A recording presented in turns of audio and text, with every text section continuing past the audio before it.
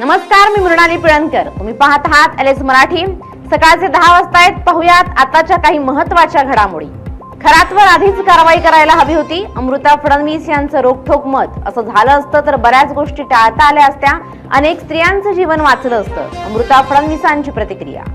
मनसे नेते अमित ठाकरे सोलापूर दौऱ्यावर. मनसेचे पदाधिकारी कैलासवासी बाळासाहेब सरवदे यांच्या कुटुंबियांची भेट घेणार. गारपिटीत नुकसान झालेल्या शेतकऱ्यांची ही भेट घेणार. जालना मनपात केबिन राजवरून वाद. विरोधी पक्षनेते आक्रमक. महानगरपालिकेत सत्ताधाऱ्यांकडून दुजाभाव होत असल्याचा आरोप. येडेश्वरी देवीच्या चैत्र पौर्णिमेच्या यात्रेनिमित्त वाहतूक मार्गात बदल. तुळजाभवानी देवीची धाकटी बहीण असलेल्या येरमाळा येथील येडेश्वरी देवीच्या चैत्र यात्रेनिमित्त वाहतूक मार्गात बदल. आखाती देशाच्या युद्धाचा परिणाम शेती क्षेत्रावर होणार. युरियाच्या साठ्याबाबत काळजी घ्यावी लागणार. युद्धामुळे निर्यातीला फटका, मालाला भाव कमी. वर्ध्याच्या अल्लीपूर शिवारातील बॅटरी चोरी प्रकरणाचा पोलिसांनी छडा लावला. बॅटरी, दुचाकी, मोबाईलसह 2,34,000चा मुद्देमाल जप्त.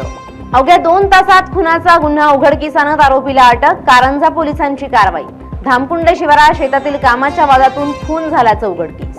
मॅट्रिमोनियल साईटवर बनावट प्रोफाईलद्वारे महिलांची फसवणूक. महिनाभरात 12 गुन्हे दाखल. अनेक महिलांची आर्थिक आणि लैंगिक शोषणाद्वारे फसवणूक करणाऱ्या दोघांना अटक. बीडमध्ये महंत काशीनाथ महाराजांचा 14वा नारळी सप्ताह. सप्ताहाला भाविकांची प्रचंड गर्दी. सप्ताहाचं 100 एकरात आयोजन. मुंबई इंडियन्सनं 14 वर्षांनी जिंकला सलामीचा सामना. केकेआरवर मिळवला ऐतिहासिक विजय. रोहित, रिकल्टन, शार्दूल विजयाचे हिरो. या होत्या आताच्या घडीच्या काही महत्त्वाच्या बातम्या. अशाच महत्त्वाच्या बातम्यांसाठी पाहत रहा एलएस मराठी.